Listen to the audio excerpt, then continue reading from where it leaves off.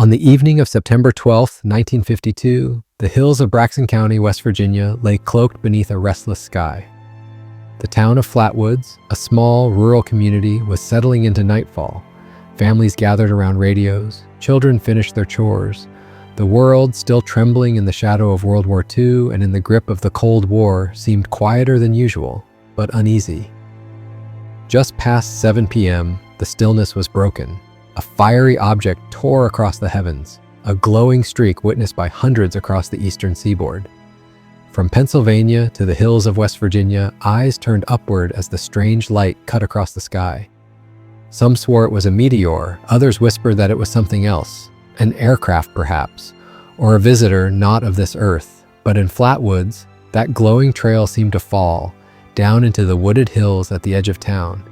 And it was there, under the cover of night, that a group of locals would step into one of the most bizarre and terrifying encounters in American history.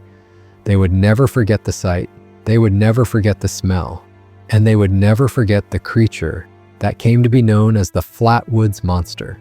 At 7:15 p.m., two brothers, Edward and Fred May, ages 13 and 12, were playing outside near their home.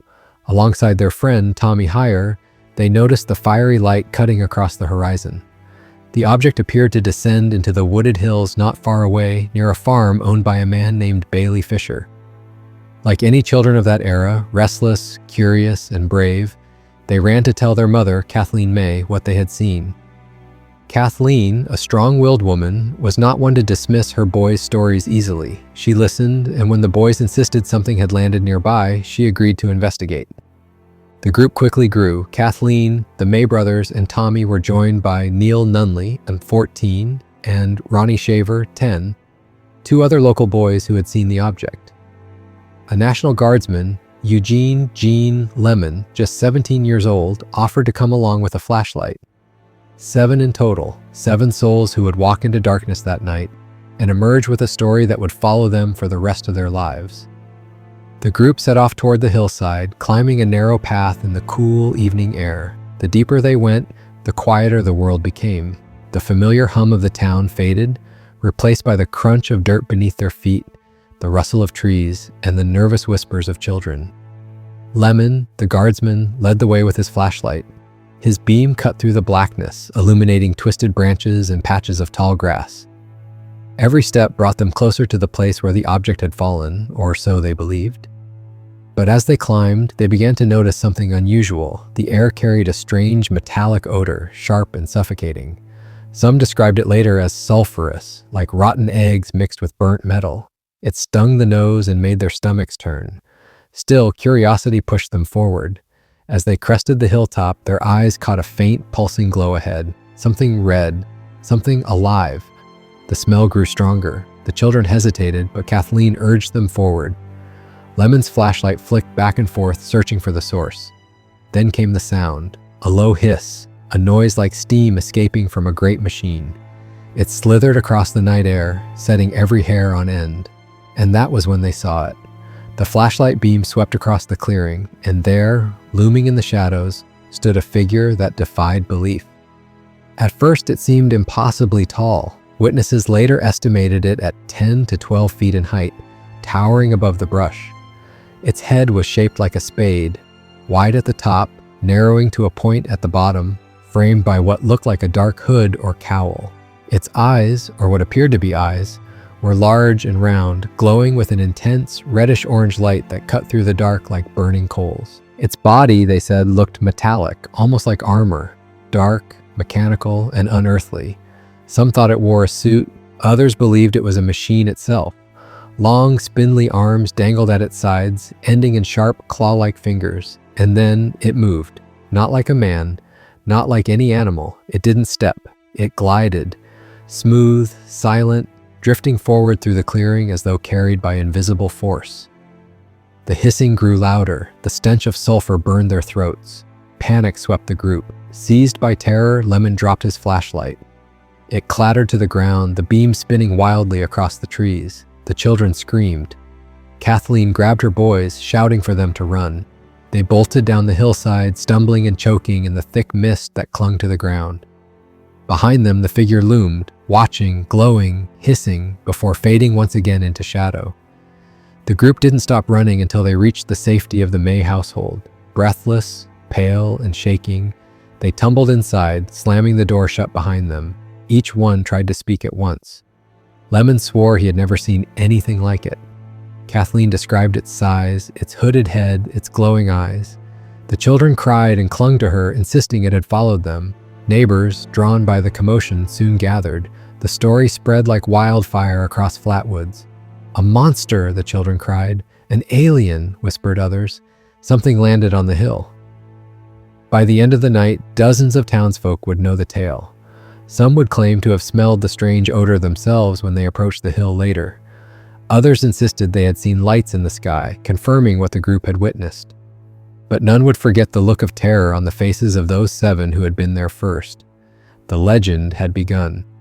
Over the next several days, the witnesses recounted their experience to anyone who would listen. Neighbors, journalists, even military investigators. Their stories remained remarkably consistent, despite their age and the shock of the encounter. Kathleen May described the creature as a man-like figure with a round red face and bulging, non-human eyes. She insisted it wore something resembling a dark, metallic suit, and that it radiated an aura of menace.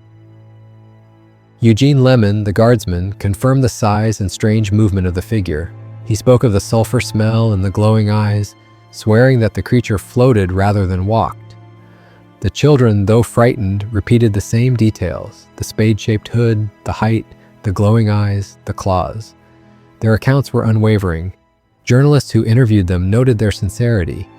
While skeptics suggested exaggeration or hysteria, the consistency of their testimonies gave pause. Could 7 people truly imagine the same details in the same way at the same time? Even now, decades later, believers hold up these accounts as among the most compelling eyewitness testimonies in the history of American cryptids. This was only the beginning. What the witnesses saw that night in Flatwoods was terrifying enough. But the aftermath, the investigations, the government's involvement, the skeptics' attempts to explain it all away, would prove just as strange. And for the people of Flatwoods, the shadow of that night in 1952 would never truly fade. The smell came first, thick, acrid, sulfur mixed with something mechanical, almost like burning oil. It clung to the back of their throats, forcing coughs from the children. Kathleen May, shielding her sons, pressed a handkerchief to her face, but even that did little to block the stench. Then the mist rolled in, thin but suffocating. Some swore later it glowed faintly, a reddish haze drifting through the trees. To others, it felt more like smoke, evidence of something still burning, still alive. And then the hiss. It began low, almost like steam escaping a pressure valve. But with each passing second, it grew sharper, louder, until it filled the air like the shriek of some unseen machine. Lemon's flashlight beam trembled as it swung across the clearing, before freezing on something no one was prepared to see. There it stood.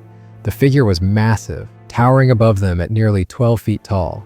Its head, if it could be called a head, was shaped like a spade, wide and hooded, narrowing to a sharp point below the glowing eyes. And those eyes, large, round, and fiery red, they glowed as though lit from within, casting reflections across the mist. No human eyes had ever looked like that. No animal in West Virginia carried a gaze so unnatural. These eyes belonged to something else. Its body was equally strange, dark, metallic, almost armor-like. Some witnesses described it as smooth, with ridges along the torso. Others swore they saw folds of fabric as though it wore a cloak. What all agreed on, however, were the arms, long, thin, ending in claws that looked sharp enough to tear bark from a tree. And then it moved. It did not walk. It did not stagger. It glided.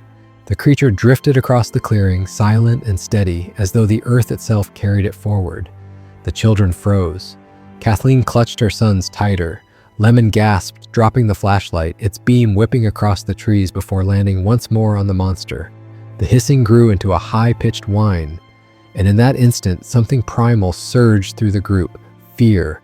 Chaos erupted. The boys screamed. Kathleen shouted for them to run. Lemon, choking on the sulfur fumes, stumbled backward, eyes locked on the glowing figure. The mist thickened around them, burning their lungs, stinging their eyes. The group turned and fled. Branches tore at their clothes, stones skidded beneath their shoes. In the rush to escape, Lemon nearly tripped, but a boy pulled him up. They bolted down the hill, their screams echoing through the night. Behind them, the hissing continued, echoing across the clearing like some mechanical breath. Some swore later that the creature followed, that its glowing eyes could be seen watching from the ridge above. Others insisted it remained in the clearing, its silhouette fading back into the mist. But none dared look back long enough to know for certain. By the time they reached the base of the hill, the group was gasping for air, their faces pale, their hands trembling. The smell still clung to them.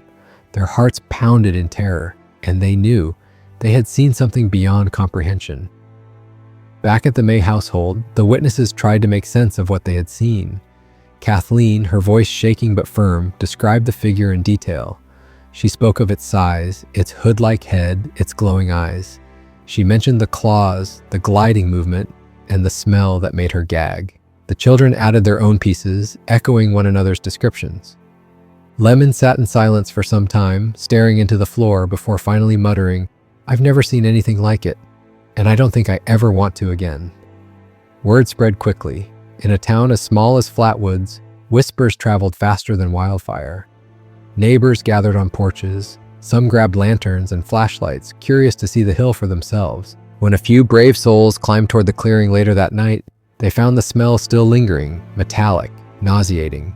Some swore they saw strange marks in the earth, as though something heavy had pressed down into the soil. Others claimed the air still carried that faint reddish haze. By midnight, the story was everywhere in Flatwoods. A fiery object had fallen from the sky. A monster had appeared on the hill, and 7 witnesses had seen it with their own eyes. The very next day, reporters arrived. The Charleston Gazette, West Virginia's leading newspaper, sent a journalist to interview the May family and the children. The resulting article carried a headline that drew immediate attention. 7 Braxton County residents report seeing a monster. Within hours, the story spread across the state. Radio stations picked it up. Other papers followed, and soon the little town of Flatwoods found itself at the center of a national mystery. The witnesses gave interviews, repeating their accounts in detail. Kathleen May, calm but firm, described the creature for journalists, even sketching its likeness. Lemon backed her up, confirming the height, the glowing eyes, the hooded head. The children echoed what they had seen, their voices trembling but steady. To many readers, the story was chilling. To others, it was unbelievable. But either way, it was news. In the days that followed, Flatwoods was gripped by a strange mixture of fear and fascination. Children whispered about the monster at school. Farmers claimed to see glowing lights in the hills at night. Some families refused to go outside after dark.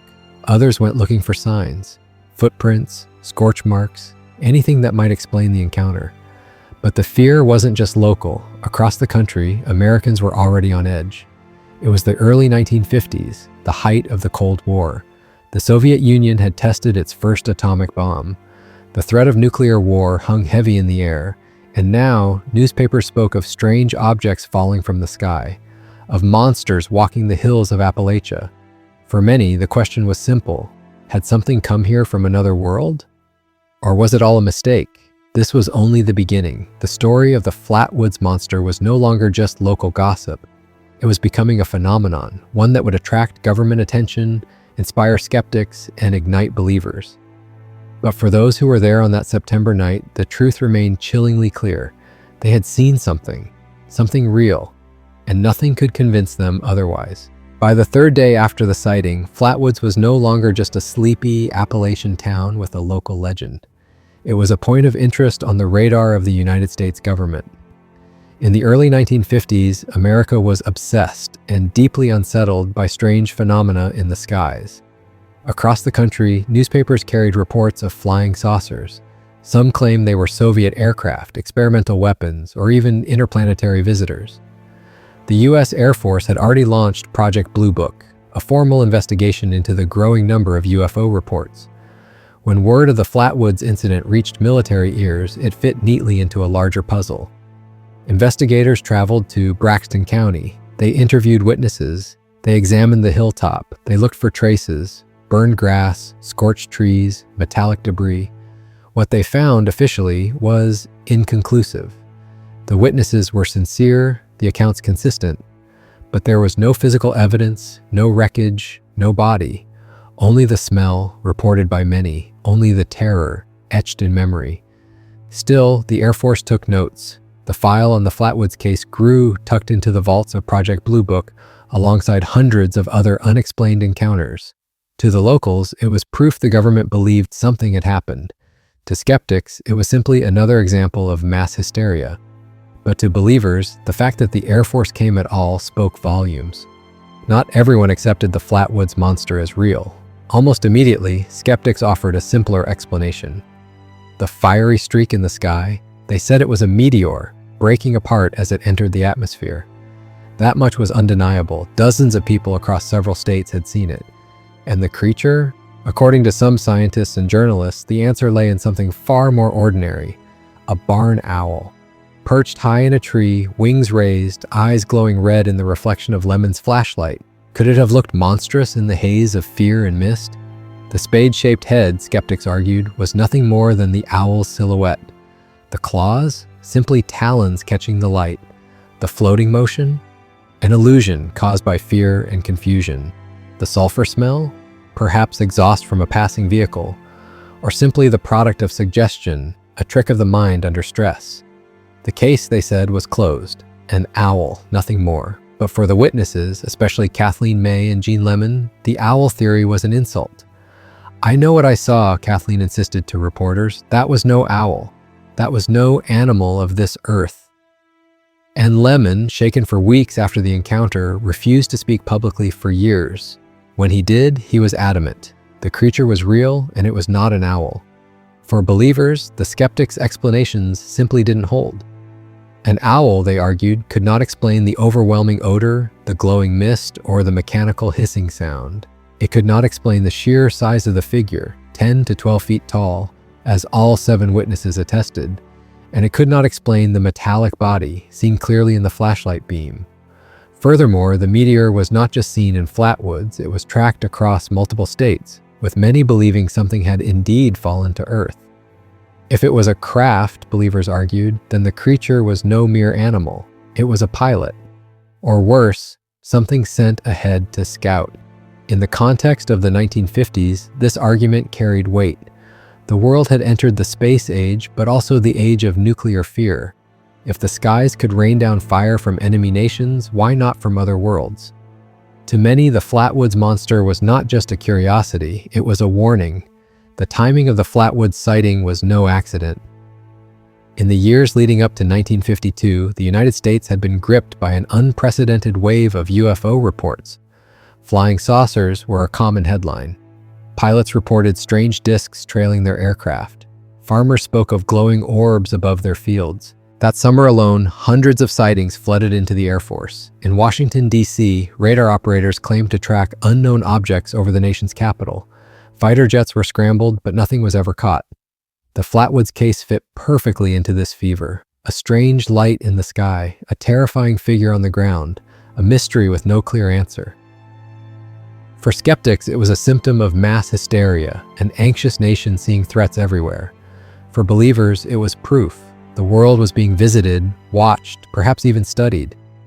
And in the tiny town of Flatwoods, 7 witnesses had come face to face with that possibility. As weeks turned into months, the Flatwoods Monster became more than just a story. It became a symbol. In skeptical circles, it was mocked. Newspapers ran cartoons of an alien owl, poking fun at rural West Virginians for being gullible. Scientists dismissed the accounts as imagination fueled by fear.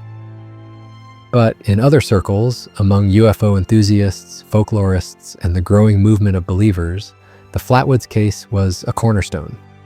It was cited in lectures, in books, in late-night radio shows as one of the most compelling, close encounters on record. The debate was not just about a monster in the woods. It was about how we, as humans, understand the unknown. Do we explain it away with what is comfortable, or do we dare to believe there is more to the world than we know? For Flatwoods, the encounter was life-changing, but for the world, it was part of something larger, a struggle to understand a sky filled with mysteries, and a world standing at the edge of discovery and fear. And as the 1950s wore on, the legend of the Flatwoods Monster would not fade. Instead, it would grow, weaving itself into the fabric of American folklore. In the decades since that September night in 1952, the town of Flatwoods has never truly escaped the shadow of the monster. What was once a fleeting, terrifying encounter has become a cornerstone of identity. The Flatwoods Monster, once whispered in fear, is now embraced as folklore. Today, travelers who venture into Braxton County are greeted by signs pointing the way to the Flatwoods Monster Museum. Locals sell souvenirs, t-shirts, mugs, keychains bearing the spade-shaped face of the creature. Every September, the town holds festivals where families gather, not to fear the monster, but to celebrate it. Yet beneath the lighthearted mascots and cartoon depictions lies a deeper truth. For those 7 witnesses, Kathleen May, Jean Lemon, the May brothers, and the other boys, this was never a joke. What they saw was not a festival character. It was something they could not explain, something that scarred them for life. Flatwoods became a town with 2 faces, one of folklore and fun, the other of a chilling night that still resists explanation. The Flatwoods Monster quickly found a home in American imagination. In the years after the sighting, the creature appeared in magazines, UFO books, and eventually television shows. Its spade-shaped head and glowing eyes became iconic. Unlike Bigfoot or the Loch Ness Monster, Flatwoods had a design that was distinct, alien, robotic, unsettling. Video games, anime, and even trading cards have carried its likeness. For cryptid enthusiasts, the Flatwoods Monster sits proudly beside Mothman, the Jersey Devil, and other legends as one of the great American mysteries. But what makes it unique is its origin. Unlike Bigfoot, born of wilderness sightings, or Mothman, tied to omens and tragedy, the Flatwoods Monster feels extraterrestrial. It is not just a beast, it is a visitor, a messenger, perhaps even a warning, and that idea has kept the legend alive. The hills of West Virginia and Appalachia are no strangers to strange tales. A little over a decade later, in Point Pleasant, West Virginia, another figure would rise from the shadows, the Mothman. Red eyes, wings, a towering body, eerily similar in tone to the Flatwoods Monster. For locals, it was another chapter in a region filled with strange visitations. Still earlier, whispers of the Grafton Monster, a hulking, headless beast said to stalk the woods near the Tigert River, added to the sense that Appalachia was haunted by more than just stories. Some folklorists suggest these creatures are linked, not literally, but symbolically. They emerge in times of tension when fear and uncertainty grip a community. The Flatwoods Monster appeared at the height of UFO paranoia. Mothman rose during a time of social change and looming tragedy. The Grafton Monster during years of war and unrest. Were they flesh and blood beings, or were they manifestations of fear, living metaphors birthed by anxious times? The hills keep their secrets, and the shadows remain deep. As time has passed, explanations have multiplied. The owl theory remains the most popular among skeptics, but even today, many dismiss it as too simplistic. Military experiments. Some argue the fiery object in the sky was not a meteor, but a craft, perhaps experimental, perhaps damaged, that landed in the hills. The monster could have been a pilot in a protective suit. Extraterrestrial hypothesis. For believers, the Flatwoods Monster was exactly what it appeared to be, a being from another world, briefly seen before vanishing into the night. Psychological theories. Others argue that fear, darkness, and suggestion turned a natural sighting into something terrifying. 7 people, primed by hysteria and UFO headlines, may have filled the gaps with imagination. But through it all, one fact remains. The witnesses never changed their story. They held firm even decades later, even when mocked, even when ridiculed. And that consistency is what keeps the legend alive. The Flatwoods Monster has enjoyed a strange second life in pop culture. Its image appears in video games like Fallout 76, which is set in West Virginia. It's been featured in anime such as Space Patrol, Luluco, and even in trading card games like Yu-Gi-Oh!, where its likeness is immortalized in fantasy. For cryptid hunters, it is a holy grail, a rare creature, unique in design, unlike any other legend. For folklorists, it's a case study in how modern myth is made. And for the people of Flatwoods, it is a heritage, both burden and blessing. Few cryptids have traveled so far from their origin. few have kept their mystique as well. 70 years later, the story of the Flatwoods Monster still lingers. The hill remains, the town remains, the questions remain. What did they see that night? A trick of light and fear? An owl in the trees? A visitor from another world? The answers, perhaps, are lost in time. But one thing is certain, the people of Flatwoods saw something that changed them. Their fear was real, their story was consistent, their legacy endures. And so the monster lives on, not only in souvenirs and festivals, not only in pop culture and folklore, but in the darker corners of the American imagination. Because on that September night in 1952, something did descend from the skies.